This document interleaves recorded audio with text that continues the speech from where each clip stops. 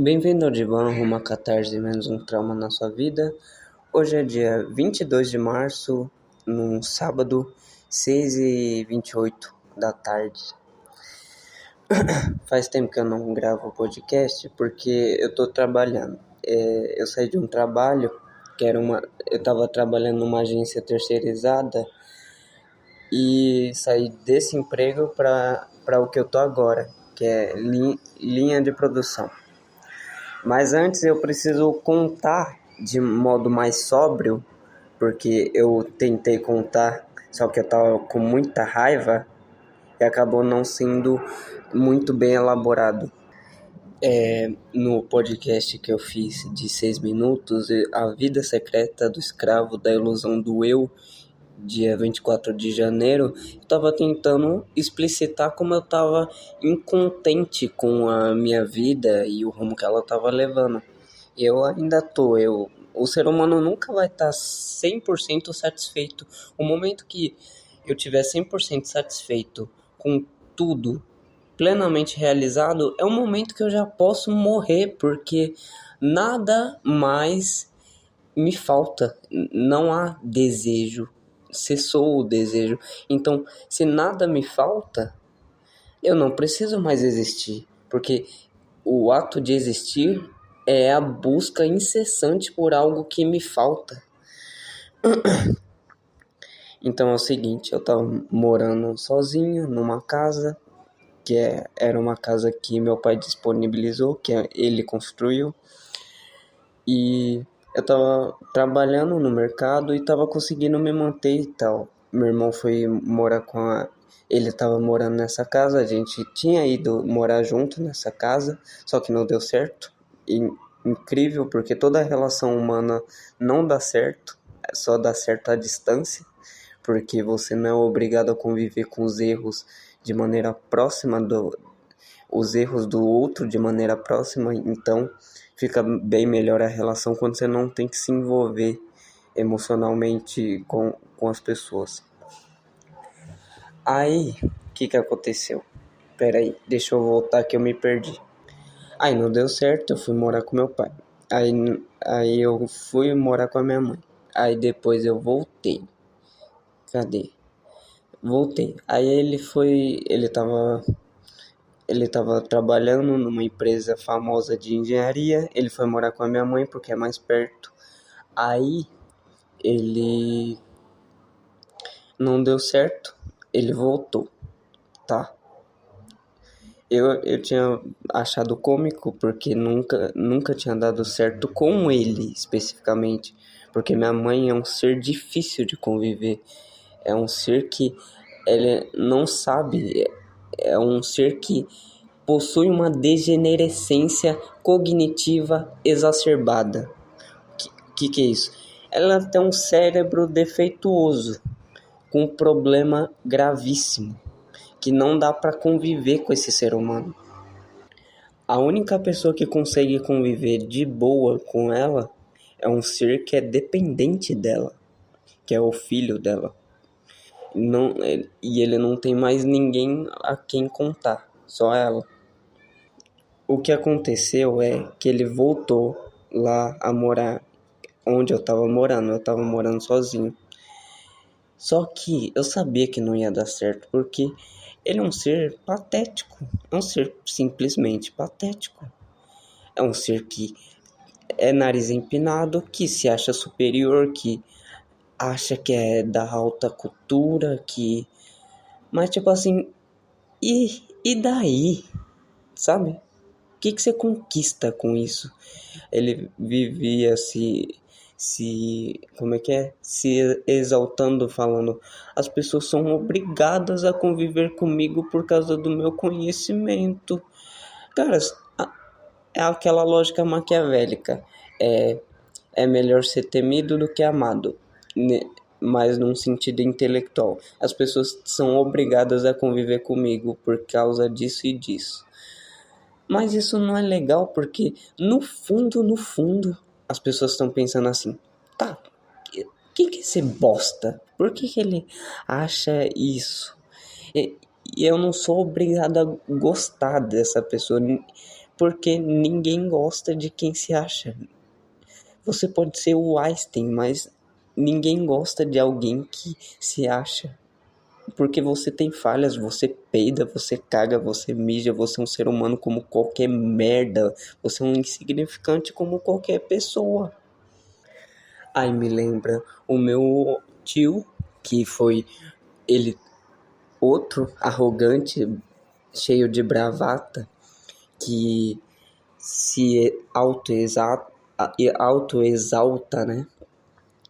Que se acha superior, passou em concurso e tal, mas é um cara infeliz. Ele é um cara infeliz, ele não tem esposa, ele não tem um bom convívio com o ser humano. Você passou em vários concursos, ótimo.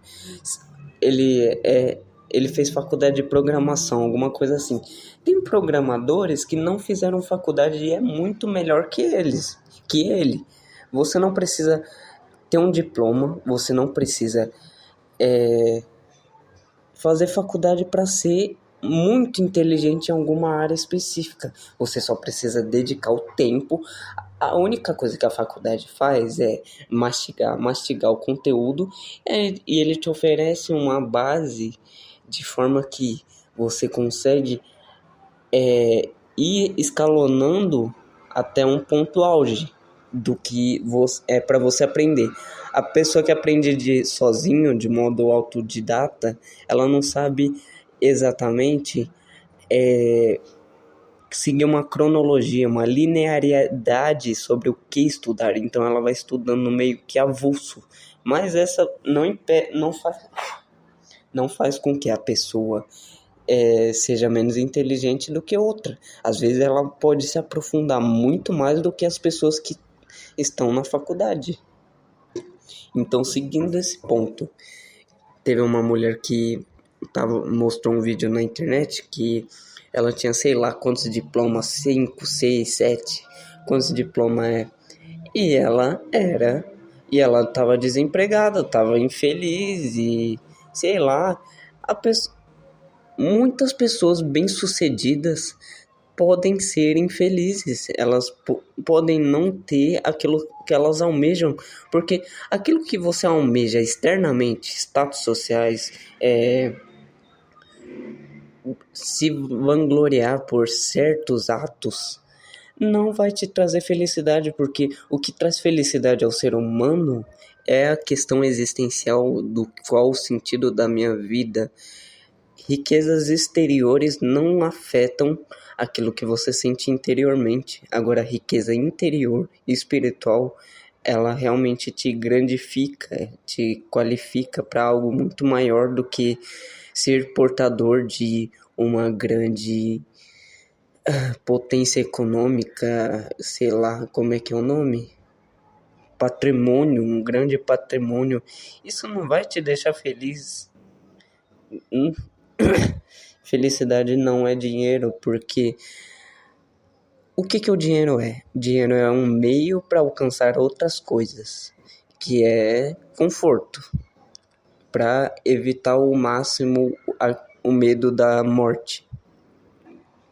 Agora me diz, diploma, uma grande fortuna, te livra da morte? Te faz ser um ser humano muito melhor? Moralmente falando, espiritualmente falando, academicamente falando, você tem mais possibilidades de conquistar coisas acadêmicas, mas você tem um limite inerente à sua cognição, que faz com que você não alcance determinados temas. Então, você pode estudar o máximo possível sobre algum tema e não ser o suficiente, assim como um artista, um pianista pode ser muito bom, tipo um dos melhores, mas se chega um Mozart lá e mostra pra ele, se eu não me engano tem um filme sobre isso, que é um pianista bom da corte, só que quando chega o Mozart, tipo ele treinando a noite inteira, o dia inteiro, uma música, só que ele ainda falha, e o Mozart, que não treinou e nem fez nada, é muito melhor que ele. Então tem pessoas que conseguem alcançar um nível de cognição expansivo que é difícil da outra pessoa compreender como que aquela pessoa alcançou aquele determinado padrão. Porque é um monte de padrãozinho dentro do seu cérebro que consegue acessar outro gamas de variadas de padrãozinho no mundo externo e consegue sintonizar, entendeu? Voltando, aí não deu certo, eu também tava com um ciclo social que eu não queria mais, aí eu fui tentar morar com a minha mãe de novo. Quantos dias durou? 4. Sabe por quê? Eu trouxe tudo. Sei lá quantos livros que eu tenho. Eu devo ter uns 40, 50 livros. Eu levei tudo em uma bolsa, aquelas bolsas gigantes. Levei todas as minhas roupas, levei todos os meus documentos. Isso em período de chuva. Então podia muito bem os meus documentos molharem todos, só que isso não aconteceu. Eu peguei o ônibus, eu primeiro pego o Armênia, depois eu pego o Jabaquara lá no ponto da Portuguesa, do Tietê, sei lá, foda-se. Aí eu fui lá, quando eu cheguei lá na rua, eu tava andando na rua, aí parou um mendigo e falou: "Ô, me dá uma coisa aí". Aí eu falei, puto, sem nada. E eu tava com um monte de coisa. Ele ficou incrédulo, ficou puto. Mas tipo assim, cara, vai tomar no seu cu. Vai se fuder. O que. Tá, pode ser que você não tenha causado isso. Mas a probabilidade. Eu não conheço a sua vida. Pode ser que você se afundou em crack. A sua família te acha um peso morto, ou ninguém gosta mais de você não conseguiu pagar o aluguel e se fudeu e foi morar na rua. Eu tenho culpa? Eu tenho culpa do seu fracasso? Que porra de sociedade é essa que a gente vive, que a gente é culpado pelo fracasso das outras pessoas? Tá, e foi lá e de boa. Agora eu tô um pouco mais sóbrio do que quando eu tava fazendo os podcasts com raiva dela, então vai ser melhor de explicar. Aí eu fiquei um dia, 2 dias, eu tava com uns problemas de tremedeira por todo o corpo, principalmente nas pernas. Tremedeira interna, espasmos e agora resolveu, porque provavelmente era estresse. E eu fiquei muito receoso disso afetar o meu nível de aprendizagem e diminuir o meu hipocampo, mas continuando. Ela me mandou para minha avó, que ela estava com algumas coisas da escola para fazer, ela é professora. Aí aconteceu de uma briga por um motivo muito estúpido, que foi tipo assim, eu fiquei lá, minha avó, ela já tem 80 anos, se eu não me engano, é 80. E ela toma remédio tarja preta. Isso é importante. Toma ou tomava clonazepam, alguma coisa assim. E esses remédios, ele alteram a circuitaria neural.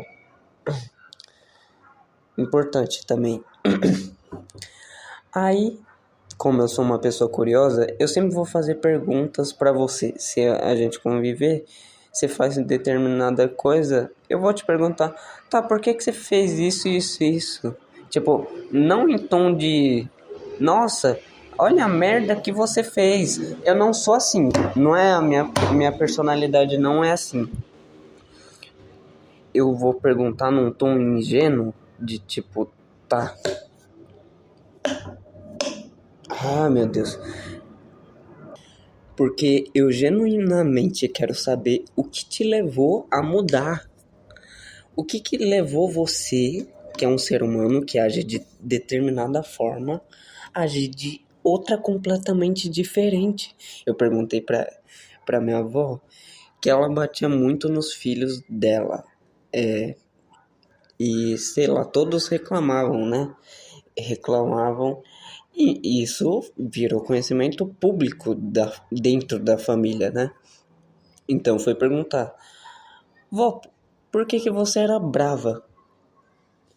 E isso escalonou pra ela literalmente ficar brava. Só que ela foi descontar no filho dela que ela mora com ele, não é o contrário. Ele abriu espaço para ela morar lá com ele, certo? E ela começou a reclamar com ele, ele veio cansado do trabalho, trabalhou o dia todo. E eu fui lá para minha mãe para conseguir trabalho, porque eu não conseguia aqui. Eu tinha entregado 27 currículos, acho. Não, 27 não, 20. Uns 14, 15 online. Não, 14 físico e 5 online. Alguma coisa assim. Não deu certo. Tá. Aí depois eu fui lá e a minha mãe me manda pra minha avó. Eu já tinha ficado puto aí. Eu já tinha. Só que eu falei, tá, vou aproveitar a experiência. Por enquanto ainda não tô trabalhando, não sou obrigado a cumprir horário. Então eu vou pra minha avó. Já tá velha, vai morrer. Aí, o que aconteceu? Aí ela brigou com ele brigou com ela de volta. Ele ficou muito mais puto que ela mandou tomar no cu e o caralho. Aí você pensa, não, você não pode xingar sua mãe, e ela é velha, o que você faz? Eu pensei nisso também, só que tá, foda-se, né? Fazer o quê? Seres humanos são instáveis, seres humanos são problemáticos. Se você fica puto com alguém, ficar puto com alguma outra coisa, você tá nivelado, tá equivalente àquela pessoa.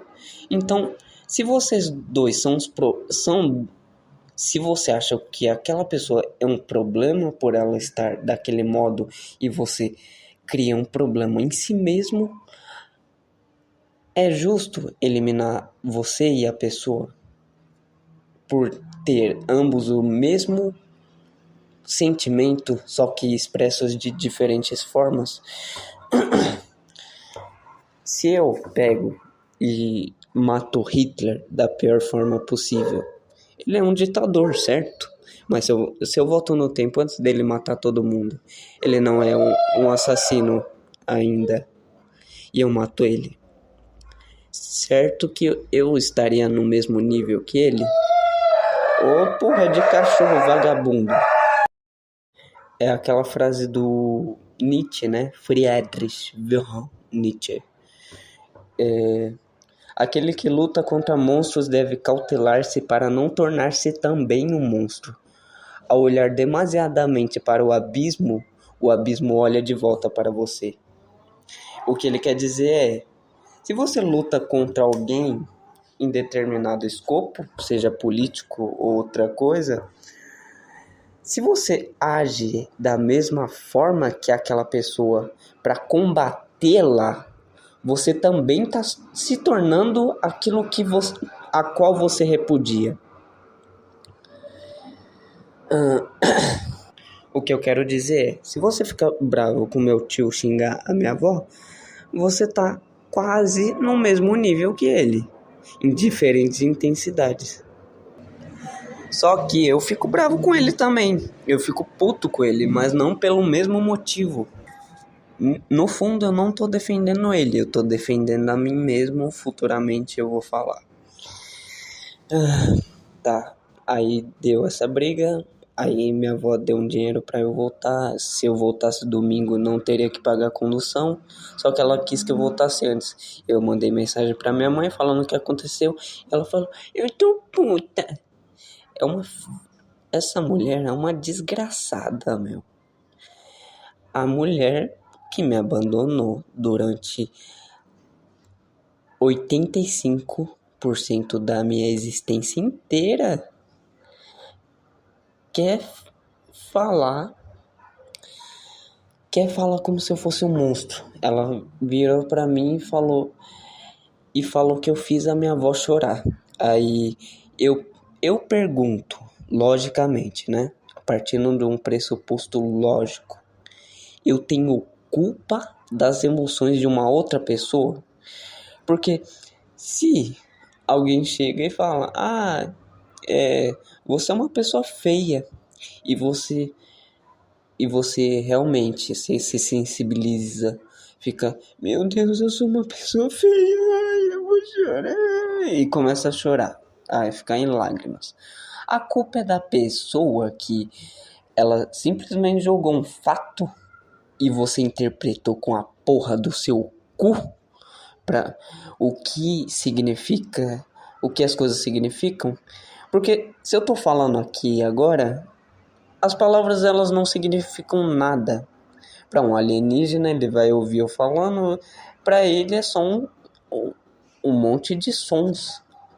É só o meu corpo, o brônquio, laringe, faringe, véu palatino, sei lá, assoalho da boca, língua, dente, tudo isso trabalhando de forma que o ar saia de determinada forma, codificado, para que varie o ar, chegue nos seus tímpanos, no ouvido externo e no ouvido interno, vibre o seu tímpano, você interprete, o seu cérebro interpreta aquele som e aí sim vira alguma coisa. Só que tem emissor, tem receptor e tem interceptação de determinados estímulos e tem a sua acepção, a maneira que você interpreta como determinadas palavras em determinado contexto está acontecendo. Então, você é culpado por interpretar de determinada forma, porque não é 100% a culpa do emissor da frase, de uma frase com sujeito, verbo e predicado, uma frase sintática coerente. Você tem que interpretar de uma forma que seja caridosa, hermeneuticamente falando. Então, uma pessoa com nível de degenerescência como o cérebro da minha mãe, que é uma pessoa que bebia e usava antidepressivo, eu também era da mesma forma, mas eu não puno ninguém, eu não tento ser superior a ninguém. Eu sei que todo mundo é ser humano e todo mundo está experienciando uma parte da existência da vida, e cada experiência que você tem influencia como você vai ter as próximas. Se eu como um monte de maçã, eu consigo comparar a qualidade da próxima maçã que eu for comer. Se eu comer uma muito doce e vermelha, exuberante, o suco era de qualidade boa, minhas papilas gustativas aprovaram, meu cérebro gostou da frutose, e eu como uma maçã muito ruim, amarga, horrível, que eu não consigo comer, a próxima, se eu vou saber pegar uma variação entre a pior maçã que eu comi e a melhor maçã que eu comi. Então eu vou saber avaliar criticamente o sabor da próxima maçã.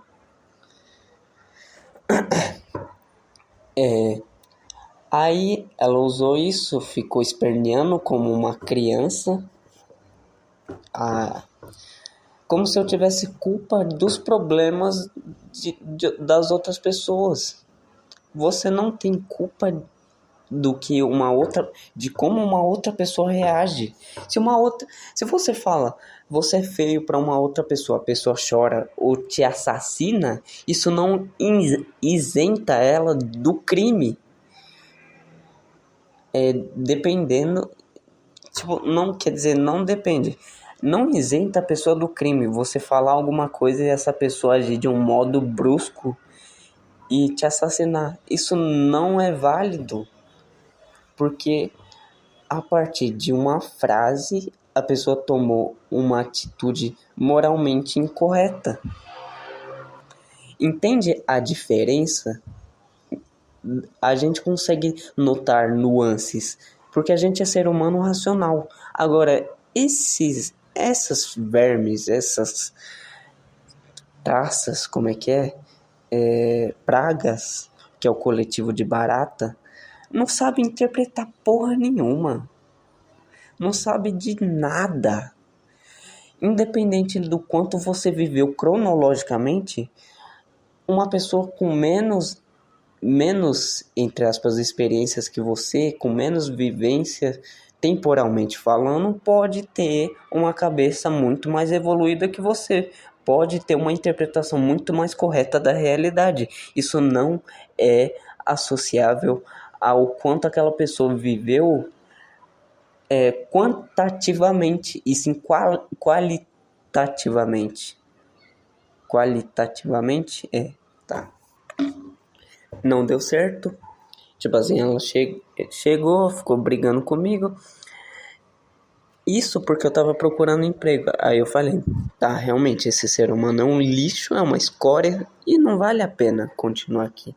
Eu voltei pra casa. Eu pensei, porra, é minha esperança, porque qual que era a minha base? Eu tava convivendo com um retardado mental de 25 anos, não, de mais, 27, sei lá. Um doente filho da puta do caralho que fica gritando por causa de joguinho. Cara, se você passou dos 20 anos e você ainda joga videogame, você é um puta de um baitola, você é um lixo. Porra, cresce, cara, trabalha, lê livro. Você vai ficar nesse mundinho da imaginação até quando? Até quando? É um mundinho que, tipo assim, tá, que o jogo fez você crescer intelectualmente? Ele pode melhorar algumas determinadas habilidades. Até determinado tempo, você criança, adolescente, jovem adulto, é legal, você joga um joguinho e tal, nossa, que bacana. Mas agora depois de um tempo você fica irritadinho porque pixels na sua tela acenderam, apagaram, alternaram entre opacidade, zeros e uns. Você tá ficando puto com isso? Você é um bosta, você é um baitola, você é uma escória, cara. Puta que pariu. Eu lembro que teve uma época que eu tive quase ataque cardíaco. Eu acordava assustado porque esse verme gritava por causa de personagens inexistentes de um jogo que também é só uma soma de pixels dentro de uma tela de um celular. Você tem noção do quão degradante, do quão imbecil. Você sabe que estresse, raiva, ele aumenta patologicamente? Seu cérebro ele fica bom em tudo aquilo que você faz constantemente. Ele é adaptável. Então, se você ficar com raiva, estressado, seu cérebro vai ficar, mil maravilhas em ficar estressado e com raiva. E ele vai ficar mais imbecil, porque estresse ao longo do tempo se torna neurotoxina, o que significa que ele mata os seus próprios neurônios.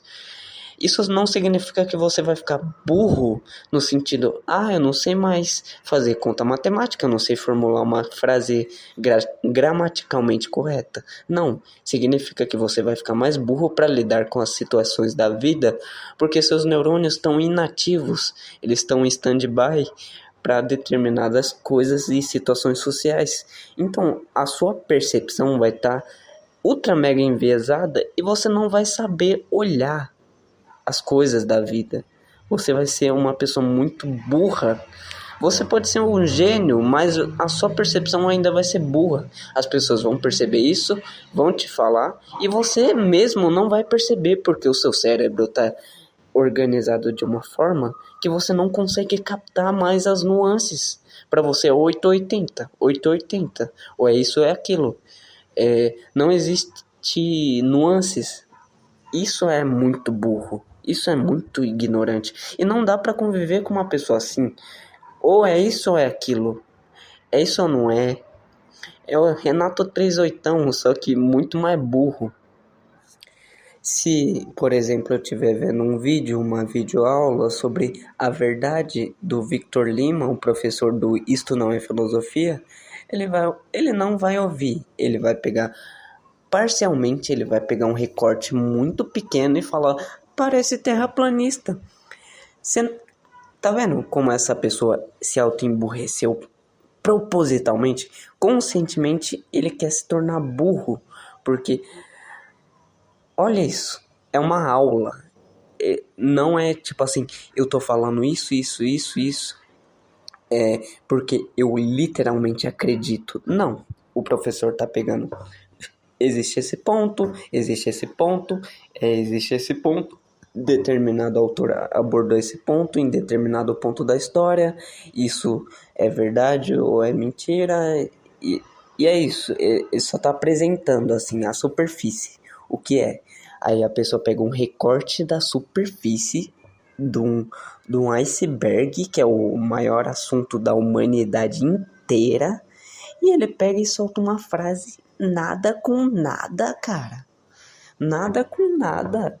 Você pensa, como que a cognição desse ser humano funciona? Como que solta sinapse nesse cérebro defasado? Como que convive com um ser humano que ele só vê A e B, preto e branco? Caralho, existe muito mais nuance nas coisas, nos fatores.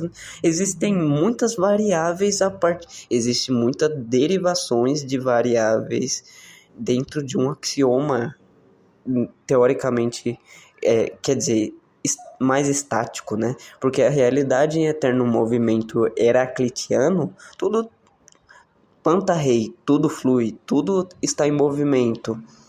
Nada as coisas são um constante mudar-se, né? Só que a gente, como seres racionais, a gente consegue notar padrões que se repetem de maneira universal. Um ser humano, ele pode ter variações culturais e tal, mas o ser humano da China e do Brasil, eles têm variações entre eles. Dá para derivar variações entre o indivíduo chinês e o indivíduo brasileiro. Mas a gente consegue denotar que ambos são seres humanos, independente da morfologia da qual eles se apresentam, independente da forma pela qual eles agem culturalmente. O indivíduo pode ser mais ou menos educado, o indivíduo pode ser mais ou menos inteligente. E isso a gente pode ver que determinadas sociedades são, tipo, há um maior grupo em determinada sociedade que é mais inteligente que outra determinada sociedade. É um denominador comum entre as culturas. E é isso. Tem certos axiomas básicos na convivência humana. A ação humana, não tem nenhum indivíduo que nunca fez uma... Não tem um indivíduo humano que nunca fez uma ação humana. Independente da ação humana que ele tenha feito, ele fez alguma ação. Ele tentou partir de um nível menor de excelência, menor de satisfação, para um nível maior de excelência e maior satisfação. Independente disso ser consciente ou não. Isso faz parte da nossa biologia. E o engraçado é que quando eu estava na casa do meu tio, teve um momento que a gente foi conversar. Ele estava bebendo Heineken, já estava um pouquinho bêbado, alterado. Eu também bebi um pouquinho de Heineken com ele e a gente ficou conversando. Teve várias discussões que eu não lembro, não tenho tanta propriedade quanto o meu eu, que estava experienciando um momento, estava falando. E ele falando... A nossa discussão era sobre verdade também. Eu estava falando, ele estava falando que as verdades podem ser alteradas. A premissa dele era que as verdades podem ser alteradas por fatores políticos, tipo... Não, isso é muito básico no início, mas isso foi antes desse dia específico. Só que eu entendi que ele quase relativiza a verdade. Quer dizer, relativiza a verdade. Só que a verdade é um componente, um elemento químico, ele é igual a ele mesmo. A é igual a A, B é igual a B. E isso para sempre. Uma função de onda é uma função de onda. Um ser determinado é igual a um ser determinado, é igual a ele mesmo. É igual a ele mesmo. Isso não muda. pode ser que nuance, a nuance de comportamento quântico seja imensamente, astronomicamente diferente de como age os corpos celestes a nível macroscópico, correto, tá certo? É diferente, mas um átomo é igual a um átomo e um corpo celeste é igual a um corpo celeste, independente de o átomo formar o corpo celeste e assim vai, ele é igual a ele mesmo. Os seus componentes é igual aos seus componentes. Pode, tá. E ele tava tentando, com um tom de bravata, me humilhar, falar que eu sou menos, que ele viveu mais, que ele é mais, que ele passou em concurso, que ele saiu da favela e tal. E tipo, você denota como é burro qualquer afirmação que tente comparar uma vida humana com outra vida humana, no sentido de que o que fácil e difícil são enunciados psicológicos baseado no que você observa de comportamento, de outros comportamentos humanos. Aí você pensa, isso é fácil. Quando você quer dizer isso é simples, eu conseguiria fazer. Ou isso é difícil, quando isso é complexo de fazer, isso tem mais variações para fazer. Então eu não saí de onde você saiu, eu não tive a trajetória que você teve. Então, como que você quer comparar as suas variações experienciais, mentais, comportamentais, com as minhas? Eu não tive o que você teve. Se você é muito bom no que você é muito bom no que você faz, mas não é a minha realidade, no sentido de que a gente vive a mesma realidade, é uma única realidade, mas a forma que você tem uma acepção das coisas é completamente diferente da minha, que vai me levar a comportamentos e observações diferentes das suas. Pode ser que você seja melhor que eu em determinada área, mas isso não implica que você seja melhor em toda a área, porque aí a gente estaria vendo as coisas como preto e branco, quando na verdade existem nuances de cores cromáticas entre uma e outra. Existem 13 bilhões de cores diferentes que a gente não tem acesso também e tal. Não é uma coisa ou é outra. Quer dizer, no sentido da lógica, quando a gente afirma um átomo é igual a ele mesmo, é o princípio da identidade. Mas quando ocorre propriedades emergentes, calma aí, como é que é a frase? O todo é maior que a soma das suas partes. A gente está falando de uma propriedade emergente que surge a partir de interações de outros pequenos elementos e suas interrelações. Então, o fator biológico somado com o fator social gera variações de trajetórias do caminho de uma vida de uma pessoa, baseado em experiências e reflexões que essa mesma pessoa faz. Então, como que você quer comparar uma coisa com a outra? E se você tem muito sucesso material, isso significa necessariamente que você é melhor moralmente, espiritualmente e qualquer outra coisa que outra pessoa? Tipo, tá, isso te fez vencer a sua mortalidade? Isso te fez não ceder mais à depressão? Isso te fez evoluir cognitivamente de modo que você transcendeu a matéria? Isso te fez entender mais a concepção, Deus, o comportamento humano? Ele falou, eu estava dentro de um sistema e eu entendi esse sistema. Tá, isso só mostra que você é bom em identificar padrões dentro de um sistema, sendo você parte desse sistema. Mas você conseguiu entender que existem coisas que transcende esses padrões em outros padrões acima da hierarquia que você conseguiu perceber? Você está num modelo socioeconômico num país. Você tem um círculo social e tal, e você se comporta. Você consegue ir além disso, de tipo, Peraí, é que o avião tá passando aqui, peraí. Eu fico muito feliz que a sua felicidade dependa de fatores econômicos, como o dinheiro, o valor da troca. Mas você ainda não entendeu que isso é variável, que isso é contingente, isso pode ser, não pode ser e também pode não ser. Você podia ter nascido e podia não ter nascido. O que, o que assola as questões mais existenciais e mais profundas no cerne do ser humano?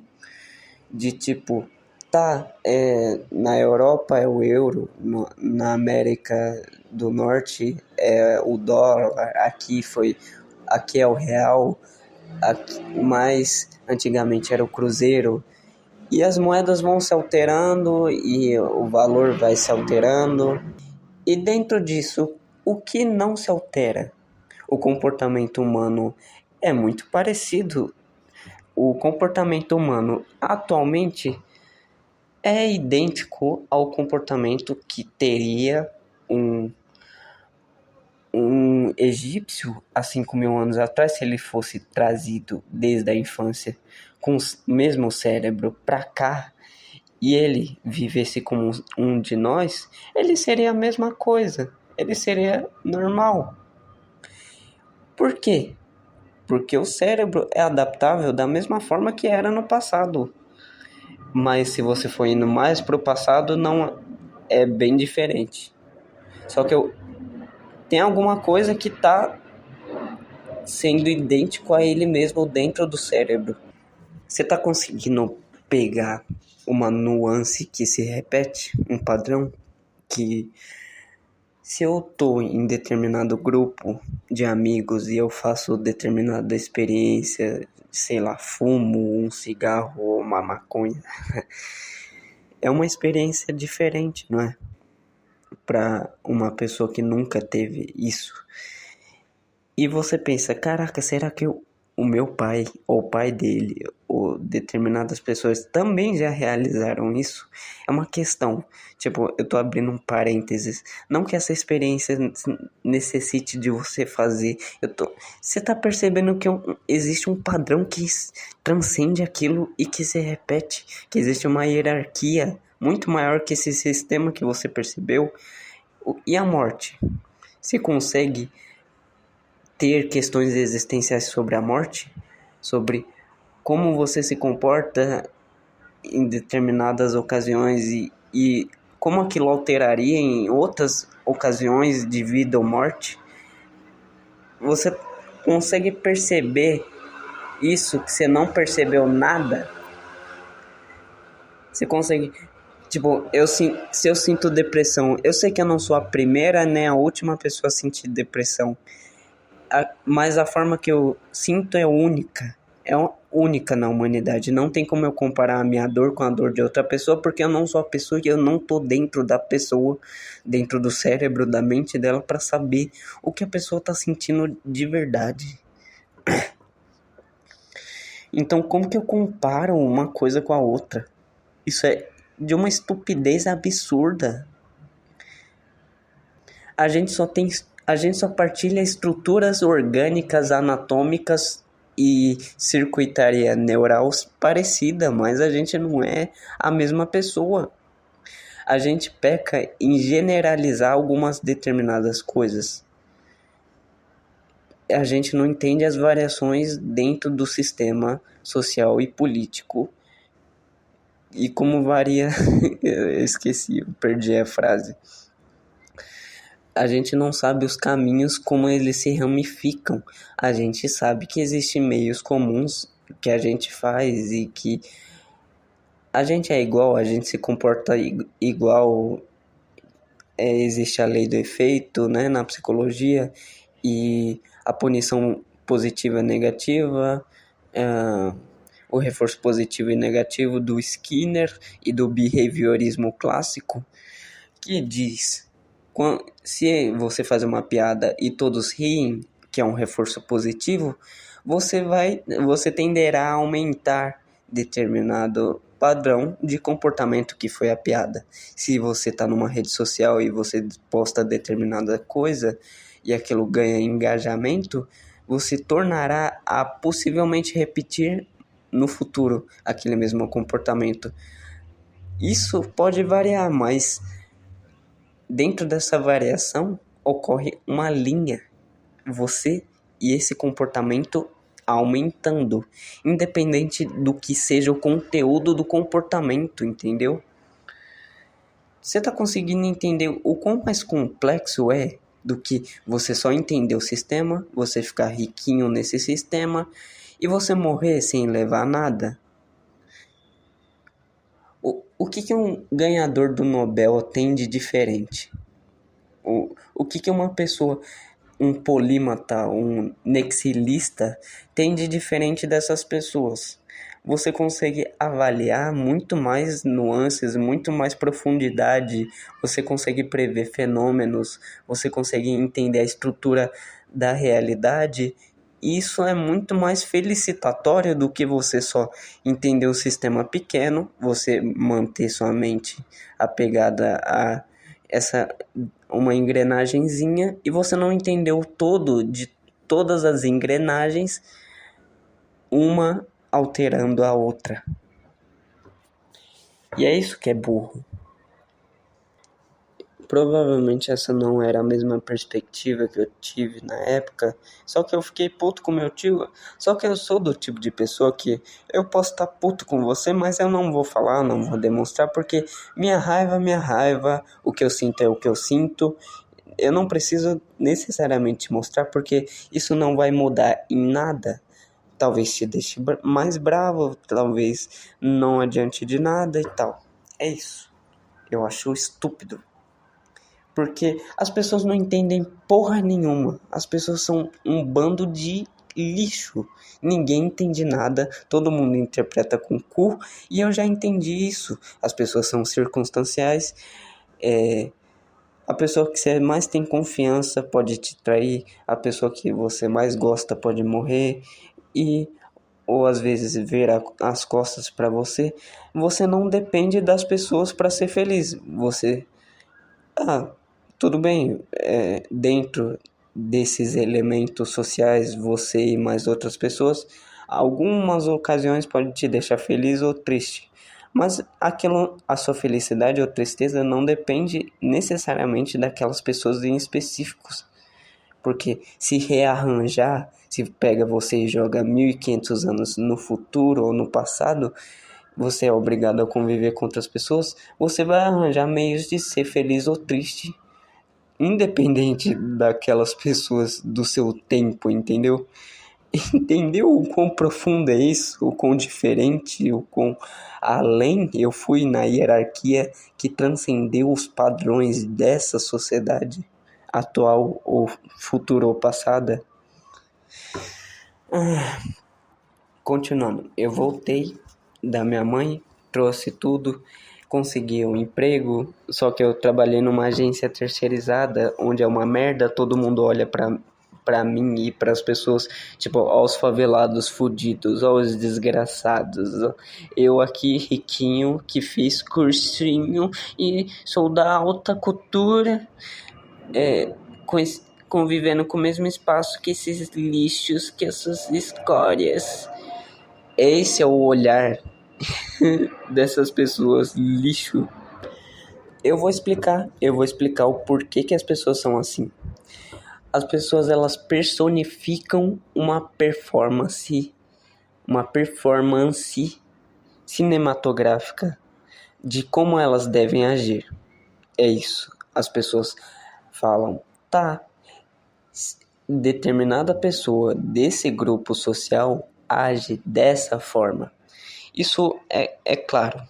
É só você pegar qualquer estudo de neurociência. Você sabe que existem os neurônios espelhos e que se você pegar determinado grupo de pessoas, o que você pode generalizar, se você mostrar determinadas fotos de pessoas felizes, tristes, carrancudas, alegres, você vai perceber colocando eletrodos na face da pessoa, que a pessoa vai espelhar a face da outra pessoa na face dela. Se determinadas pessoas convivem por mais de 10 anos, elas vão ter comportamentos parecidos. A gente tenta se parecer com aquilo que nos agrada ou tenta não se parecer com aquilo que nos desagrada.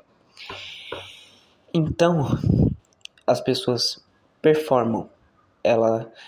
Eu acho que o bom é isso. Eu acho que o conservador é o certo.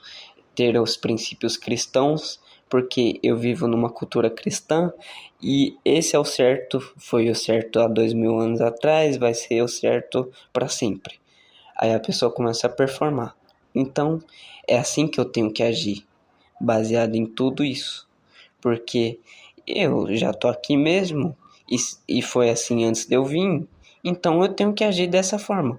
As pessoas amam, as pessoas se apaixonam por determinadas pessoas com determinadas características, então eu também tenho que fazer isso. Porque eu sou um ser humano e é óbvio, eu não vou me apaixonar por um sapo. Mas aí que dá ruim, porque meio que você está sendo obrigado a performar da forma que as pessoas querem. Você é obrigado a ter um estereótipo, você é obrigado a criar uma narrativa mental, uma narrativa psicológica, principalmente para evitar determinadas coisas. Se eu chego num ponto de ônibus, tem um cara muito estranho, respirando estranho, de touca, olhando para todo lado, você vai se assustar, você vai pensar, pô, esse cara aqui tá muito esquisito.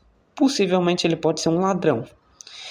E o seu cérebro já vai agir de acordo com essa narrativa. Mesmo ele sendo ou não sendo, vai agir de acordo com essa narrativa. Só que interiormente você vai falar, eu não posso explicitar isso porque pode acontecer isso, isso e isso. Então você tá criando uma narrativa e você está performando a partir dessa narrativa. Será que eu amo a pessoa ou eu amo a ideia dessa pessoa e eu estou performando baseado nisso? Não é eu. Então, é uma performance quase cinematográfica baseada numa narrativa de scripts neurais de como eu devo agir. Você está percebendo o que é estranho nisso? Nessas coisas? Tá, e eu tava trabalhando nessa agência e eu fiquei muito puto. Porque, sei lá, eu saía 10 horas da manhã de casa e voltava 10 horas da noite. Caralho. E eu falei pra mulher lá que me contratou que eu queria eu queria trabalhar de manhã para poder estudar. Se eu conseguisse trabalhar de manhã lá, mil maravilhas, ótimo, eu não vou ficar, sei lá o quê, de boa. Agora, não deu, eu vou embora, porque a gente é tratado assim numa empresa. Existe uma seleção natural da empresa. Se você não age, se você não performa da forma que eles querem, tchau. Você é inútil, você é uma bosta dentro desse sistema. Então, você percebe como o meu tio foi imbecil? Como ele é imbecil? Ele é bolsonarista e tal. Bolsonarista, cara, você é fã de político, sério? Político não fez porra nenhuma pra você. Político, ele deve fazer coisas boas pra gente. Você não deve se tornar o político um ídolo. Ele não é um herói, ele não é um herói de guerra, ele não faz o mínimo que é a obrigação dele como político em estabelecer um sistema melhor para as pessoas, realizando políticas sociais melhor para todo mundo, democrática, sei lá. Você só estava personificando uma performance dentro de um sistema de trabalho. O quão imbecil é isso, o quão retardado, porque qualquer lixo, qualquer idiota consegue fazer uma merda dessa. Você só tá se escravizando, dando o seu tempo inteiro para uma empresa que no final te dá uma merrequinha, te dá uma bosta de um dinheirinho que você tem que pagar aluguel, você tem que pagar conta, você tem que pagar dívida, você tem que pagar mercado, e o que sobra para você? Sobra muito pouco. E se sobra, você consegue suprir todas as suas carências materiais. Tá, e agora? Pra onde que você vai? Se alguém te xinga de idiota, tá, e eu sou idiota. Pra onde que a gente vai a partir disso? Aonde que vai levar isso na sua vida ou na minha? Que diferença vai fazer? Se eu sou idiota de fato, o que vai mudar? Eu vou continuar sendo idiota. Eu não consigo não ser um idiota. Isso é ruim ou é bom? Indiferente. Não é ruim nem bom, é só uma forma de um ser humano agir. A gente vai morrer de qualquer jeito. A nossa vida não importa. Todo mundo é um lixo. Todo mundo não importa. Eu não sei para que eu vim existir. Eu não pedi. Eu não queria nascer nesse país. Eu não queria ter nascido em nenhum outro. A gente não escolhe nada. A gente não escolhe variáveis. Sei lá, o máximo que pode acontecer é eu ficar diabético por culpa minha, porque eu consumo muito açúcar, ou se eu consumo muitas coisas, produtos cancerígenos, isso vai ocasionar no futuro de acontecer determinada coisa. Aí eu saí desse e fui para uma linha de produção, para um negócio de linha de produção. E agora eu tô nele. É bem difícil, meu cérebro tá se adaptando. Eu achei que eu não conseguiria, porque minha personalidade é mais fleumática, mais calma, e eu não tenho tanta aptidão para ser rápido e veloz. Mas eu vou melhorando como qualquer ser humano. Eu acho que eu falei tudo o que eu tinha que falar, mas tem bem mais, na verdade. A gente não é tão diferente dos macacos. Eu falando aqui é só um mais complexo. É só um monte de som supostamente aleatório. Se alguém não consegue decodificar o português latino-americano, ou se eu falasse em russo, seria alguém que não consegue decodificar o russo.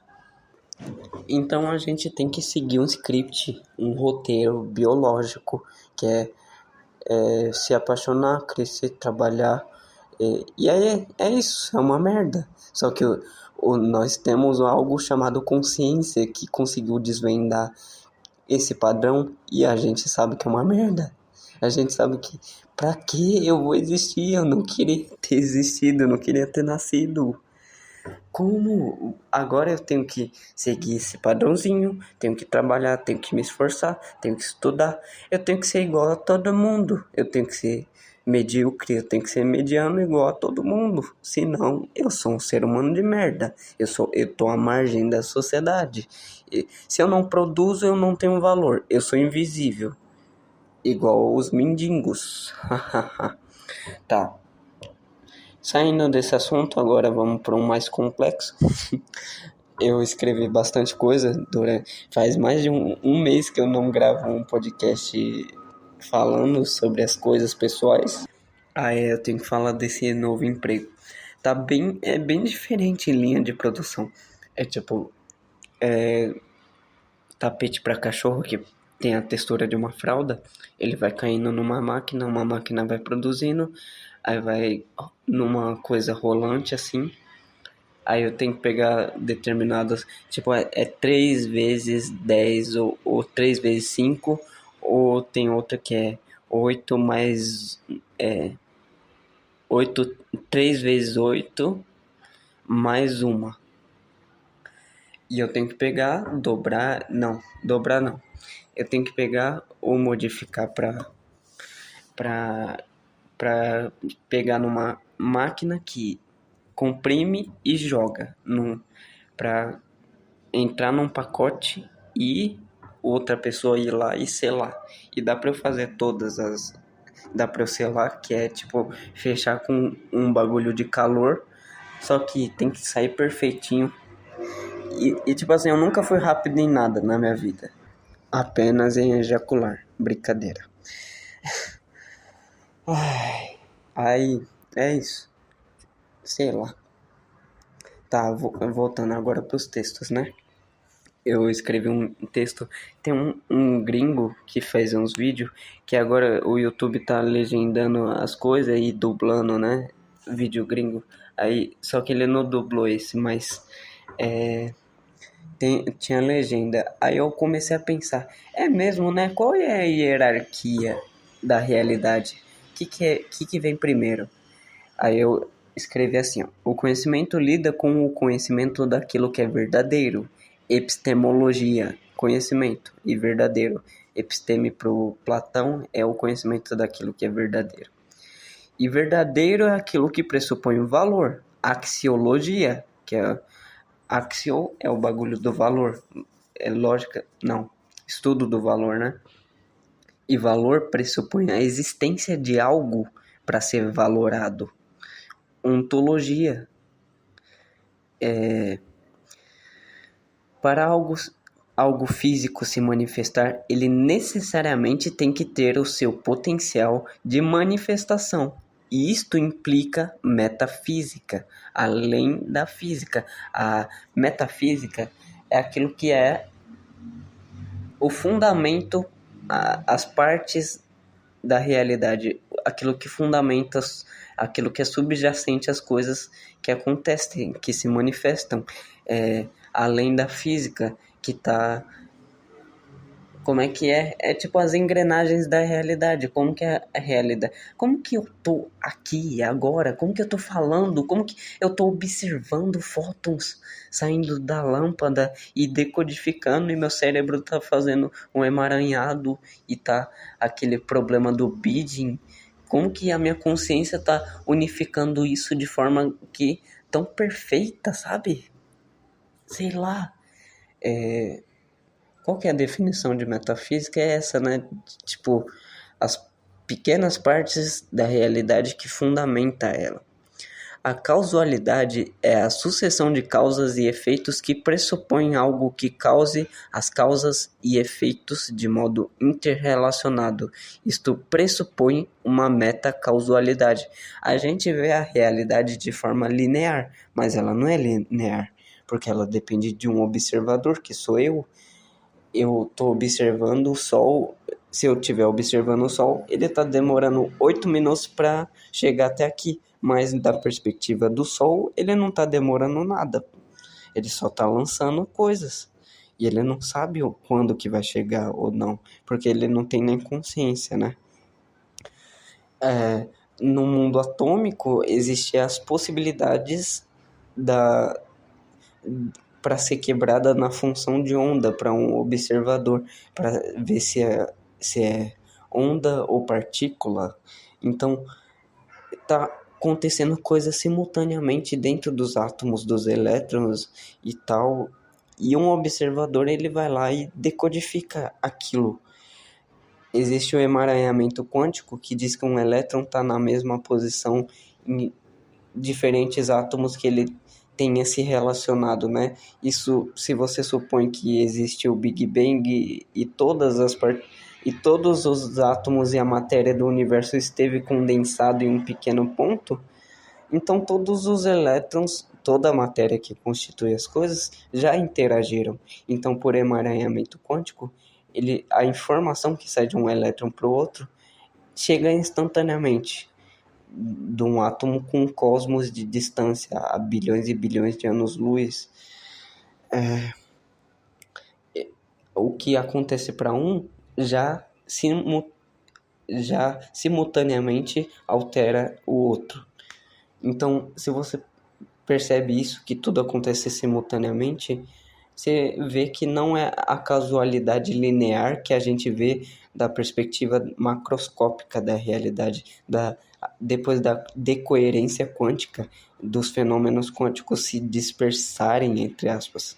A gente é constituído por fenômenos quânticos e microscópicos de átomos e tal, mas eles não funcionam da mesma forma. É uma hierarquia de realidade diferente.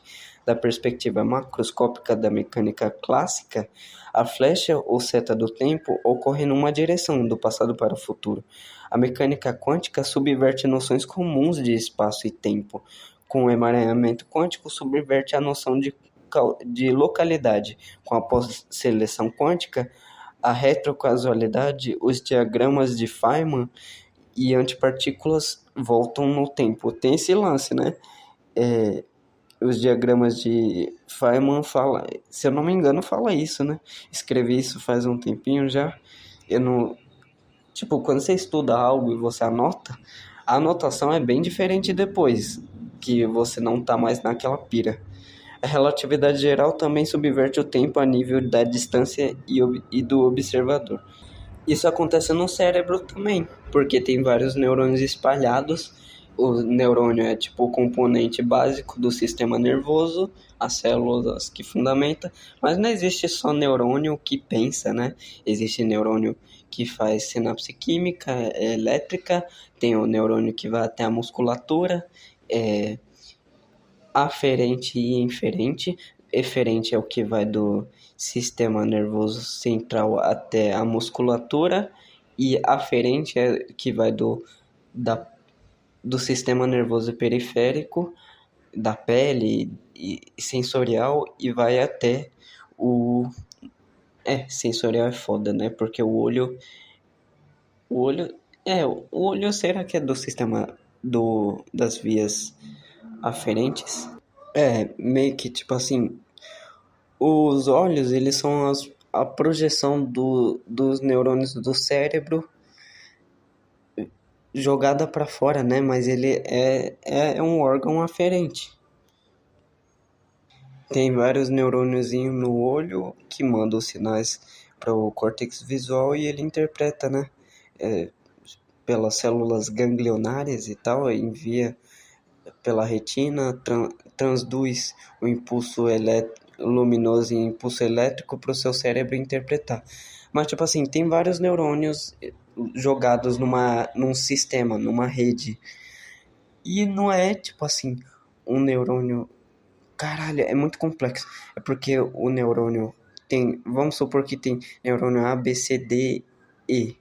E o E manda sinal pro D, e o A manda sinal pro E, e pode mandar pro D também, que o E mandou. O C, o C manda pro B, e é assim, ó, eu escrevi assim: os circuitos cerebrais não seguem apenas um caminho linear de A para B e C. Eles incluem feedback de C para B e A, e de B para A. Essa característica, chamada de recorrência, transforma o cérebro em um sistema interativo e dinâmico, mais parecido com um mercado do que uma linha de montagem. Tá vendo? Tipo assim, pensa que vem vários clientes, que são os sinais aferentes sensoriais, e o seu cérebro lida de vários modos, só que de alguma forma ele unifica todos esses sinais. Quando eu estou olhando para o meu celular, imagina que cai um raio. Existe o trovão, que é o barulho, o relâmpago, que é o clarão inicial, e o raio é a junção disso tudo. E o meu cérebro unifica o trovão com o relâmpago, com o clarão, né? Ele sabe... Quer dizer, a gente vê com um delay, porque a velocidade da luz é mais rápida que a velocidade do som. Mas quando eu estou olhando o meu celular, a pessoa que está falando, abrindo e fechando a boca, o som está saindo com a mesma velocidade, supostamente, que a pessoa falando. Só que os fótons que está saindo do meu celular é muito mais rápido do que o som. A gente está conseguindo unificar, talvez por edição, mas o seu cérebro também faz uma edição. Uma linha de montagem é uma coisa mais ou menos linear. Isso sugere que a percepção visual não é simplesmente um fluxo de informações olhos para o cérebro, mas um processo complexo com retroalimentação extensiva. Calma aí. Isso sugere que a percepção visual não é simplesmente um fluxo de informações olhos para cérebro, mas um processo complexo, tá?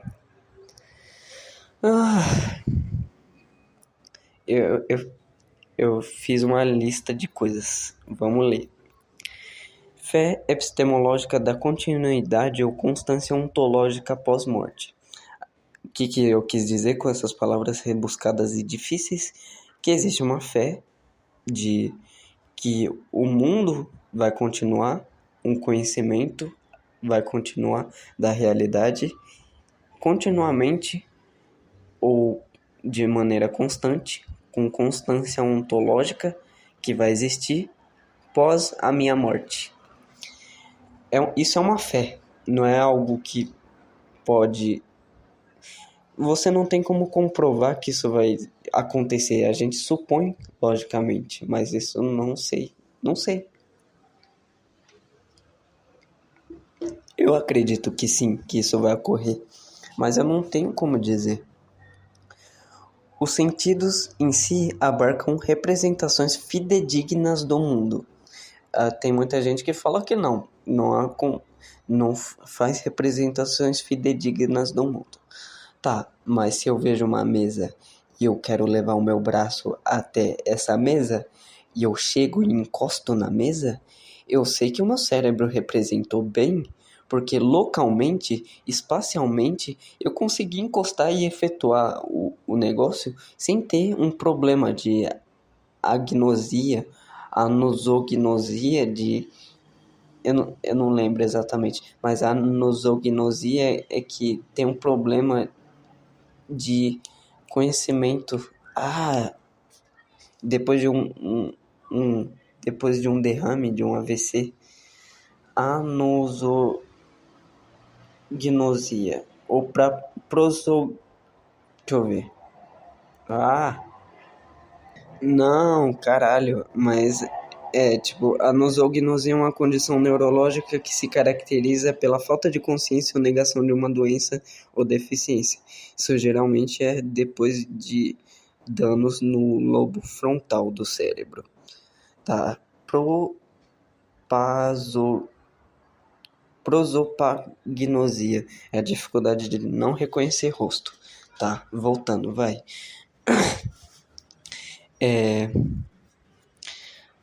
Ele porta uma... Voltando, né? Os sentidos em si abarcam representações fidedignas do mundo, ele porta uma gama variada de estímulos e ele é o elemento comum que não pode variar totalmente, senão ele perde a si mesmo. O que eu tô querendo dizer? Se o ouvido ele mantém uma função que é escutar variações no ar, que é decodificar essas variações no ar, se isso não ocorre mais, ou ele diminui a frequência, se ocorre uma defasagem, isso acaba ocasionando um problema. Ele não pode variar no sentido da mesma variação da densidade das moléculas do ar que chegam até o tímpano para ser interpretado. Ele não pode variar. O olho não pode variar na sua função, senão ele perde a si mesmo. Se ele tiver catarata, ele perde a si mesmo, ele perde sua função. Continuando. Agora é outro. Você não pode ver o mundo. Você não pode apenas ver o mundo. Você tem que supor causalidade nas alternâncias sensoriais. Como se acontecimentos fossem imagens individuais que se sobrepõem. Tipo assim, se eu pego um objeto, eu estou olhando um objeto, eu caminho, eu diferencio, eu vario a minha movimentação e eu vejo o objeto, ele está parado. Eu tenho que supor que aquele objeto existe, que ele está constante e que mesmo eu alterando o caminho, aquelas imagens estão se sobrepondo enquanto eu estou variando o meu movimento. Eu não sei se ficou claro. As memórias funcionam assim, né? Tipo assim, imagina. Dá para sua amígdala processar a memória, o hipocampo, que é responsável por aprendizagem e memória. A amígdala é a parte mais irracional, entre aspas, que fica entre luta e fuga ou paralisia. Aí, como é que é? Esqueci. Aí o córtex pré-frontal ou dorsolateral pode criar uma memória. O cérebro é assim. Eu li no livro Incógnito de David Eagleman, que depois eu falo dele, que várias partes do cérebro processam a memória. Não seria eficiente biologicamente, evolutivamente, uma única parte do seu cérebro processar o mesmo problema. É mais eficiente que várias partes do seu cérebro processem o mesmo problema ou criem memórias diferentes que no final vão se sobrepor. Então, alguma coisa pode falhar, né? Uma região do seu cérebro pode ser menos eficiente do que outra em memorizar as coisas. E essas lacunas são preenchidas por imaginação e fantasia. É engraçado saber também que determinadas partes do cérebro pode ter mais atividade, alguma parte pode ser mais... Tem várias frequências cerebrais, né? Alfa, teta, gama e... eu não lembro de outros. Mas isso inclui a velocidade do funcionamento. Gama é quando tá... Cara, tem a parte do sono. Teta... Não lembro se teta é rápido. Eu acho que gama é menos rápido. Tem umas partes que é quando você precisa ter um sono, ou quando você está em estado de meditação ou introspecção, que funciona menos rápido e mais relaxado o cérebro. Mas é engraçado que algumas partes ele funciona com diferentes frequências e outras partes estão funcionando com diferentes frequências. Uma parte pode se comunicar com outra em diferente frequência. Isso é muito louco. Segundo o livro do Incógnito de David Eagleman, um neurocientista norte-americano, o cérebro tem muitas expectativas e faz previsões, e a alucinação seria quando as informações sensoriais que recebemos dos sentidos acabam sendo díspares em relação às suas representações, e acaba que cria uma camada em que o cérebro cria estímulos sensoriais sem a presença física de estímulos correspondentes na realidade.